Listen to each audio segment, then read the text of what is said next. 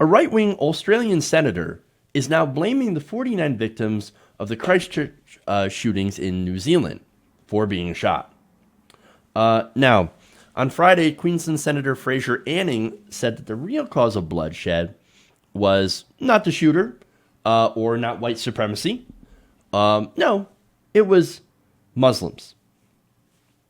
But wait a minute. The Muslims here are actually the victims. They were the ones that were literally shot when they were in their mosque. That's weird.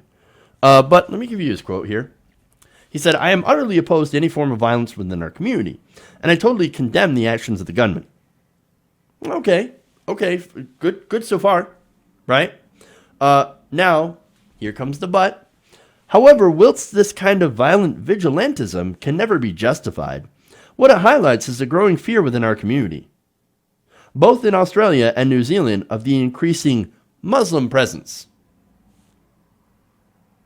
So, oh man, yeah, I don't like the vigilantism, but man, people are scared of the Muslims, so, I mean, what are you going to do?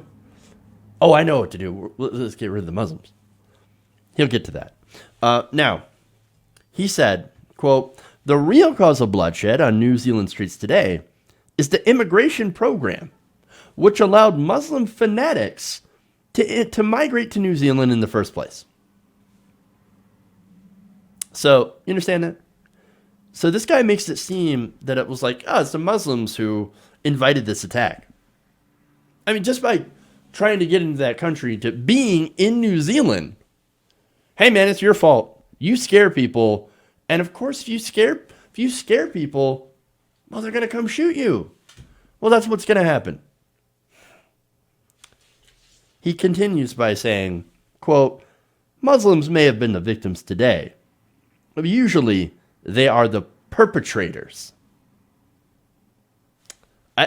What are we going to do with the violent Muslims? But wait, Muslims just didn't kill 49 Muslims. That was a white right-winger. That was a white supremacist that did that. You know, and of course, we're talking worldwide here, right? Or actually, not worldwide. We're talking United States, right? Because this is where he's been watching a lot of U.S. media, U.S.-based media, right? And, you know, people like Tucker Carlson, people like Candace Owens, and Ben Shapiro, and, of course, idolize Donald Trump, right? As far as a beacon for the white race, right? And so, in America, we've had, let's see, out of all the terror attacks that happened in last year, how many were done by Muslims? 0. How many were done by white right-wingers? All of them. So I think we have a problem with white supremacy. I don't know. It would seem like it, though. But he, again, makes it sound like this particular group of New Zealand Muslims, who I think came over as refugees. I'm not 100% sure on that. But he's saying that, man, it's your fault because of your religion. Oh, that's interesting. So, wait a minute. Now, you guys remember the Catholic versus Protestant conflict that happened in Ireland, right? So, that's like, I don't know, me saying that it's all the Christians' fault for that violence. Really? Do you know the real problems with the Catholics? Well, nobody says that. And nobody should say that. I mean, could you imagine, right? But here we have people blaming all Muslims for the actions of a small group of terrorists. And by the way, if we're going to talk blame here, well, let's look at U.S. foreign policy, right? It turns out the United States has kind of been radicalizing Muslims for decades, and sometimes in a very literal sense. I mean, the U.S., for example, had a program during the 70s and 80s to basically radicalize Muslims, with the help of Saudi Arabia, of course, to the most fundamentalist strain of Islam. That is Salafism, that is Wahhabism, right? These are very fundamentalist strains. Of course, this was going on in both the Middle East and also Afghanistan. Remember, we armed and helped Osama bin Laden. Why? Because we wanted to fight the communists. And so we make friends with radical Muslims, right?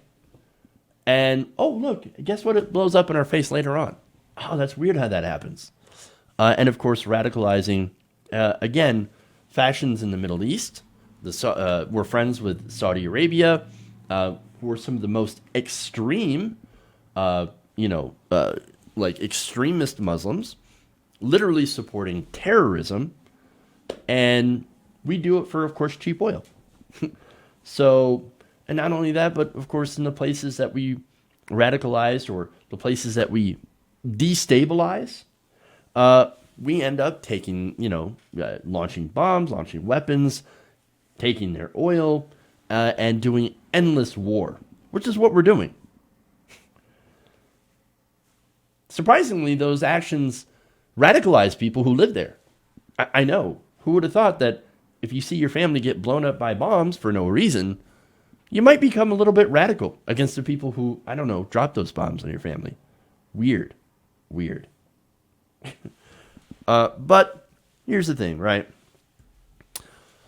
Anning blames the entire religion. I mean, no, let's ignore imperialism. Let's ignore fundamentalism. Let's ignore, and again, by the way, fundamentalism is bad in all religions. Regional conflicts, online radicalization. No, let's ignore all that. Let's just blame the religion in general. And that's what Anning did. And by the way, this is what he said, quote, "The truth is that Islam is not like any other faith. It is the religious equivalent of fascism. And just because the followers of this savage belief were not the killers in this instance does not make them blameless." I mean, they might have not done anything, but they're still guilty. Oh, they had it coming.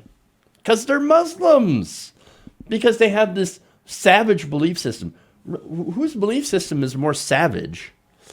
The guy who murders innocent people, or people just wanting to go for a Friday prayer? I believe I know who the savage is.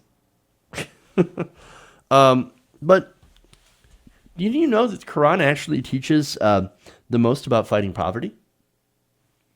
I know it's kind of a strange thing, but most people don't know that because most people don't read it.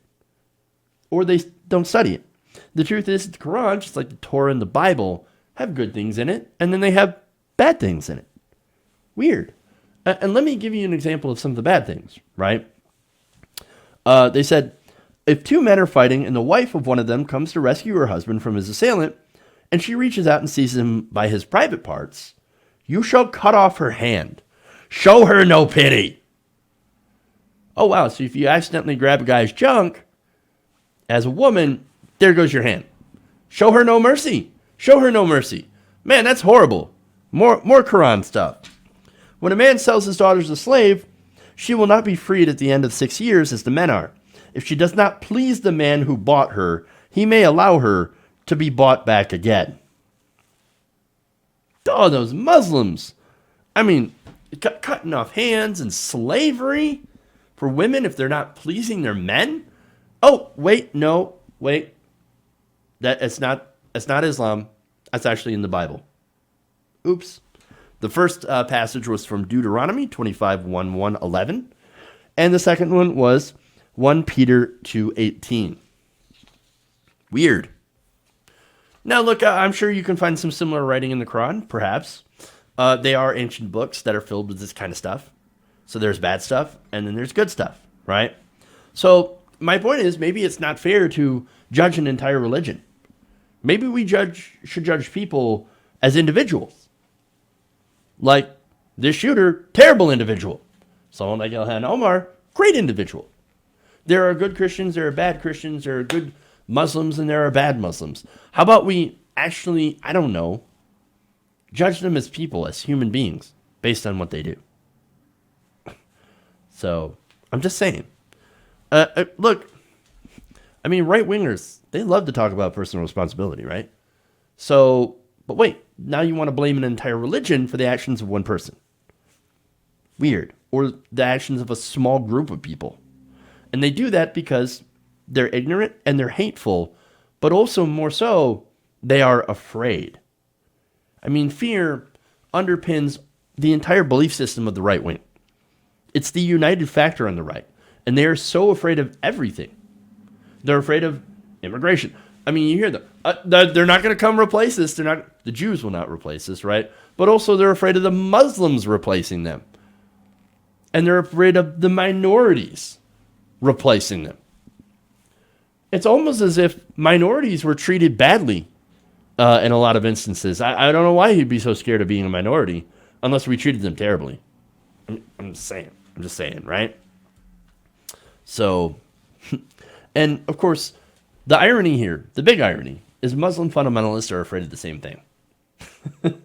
I mean, they're afraid of the same thing as the Christian right. They're afraid of values like inclusiveness, social progress, women's rights, the LGBT community.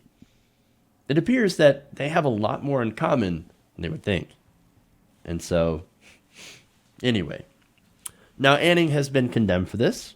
Let's go to Australian Prime Minister Scott Morrison, who said, the remarks by Senator Fraser Anning blaming the murderous attacks by a violent right-wing extremist terrorist in New Zealand on immigration are disgusting. Those views have no place in Australia, let alone the Australian Parliament. That's a fairly strong statement. And it is accurate. This is right-wing terrorism. It is radical. And I wonder how many politicians in America will have the balls to call it the way it is. I'm waiting. Hey guys, hopefully you enjoyed that free video. Now I'm going to have to ask you a favor. Between the demonetization and the YouTube algorithm messing around with view counts, etc., we're having a hard time adjusting to the new YouTube reality, which is where you guys come in. See, we have a Patreon, patreon.com/TYTNation, set up to help us rely on you guys, the viewers, instead of big corporate ads. Look, you know the show. You know I'm not in favor of big corporations anyway. So help us transition away from relying on the ad model to pay the bills and sign up to be a patron, patreon.com/TYTNation. That goes a long way to help us keep the lights on. And you guys will know that you're supporting independent, progressive media.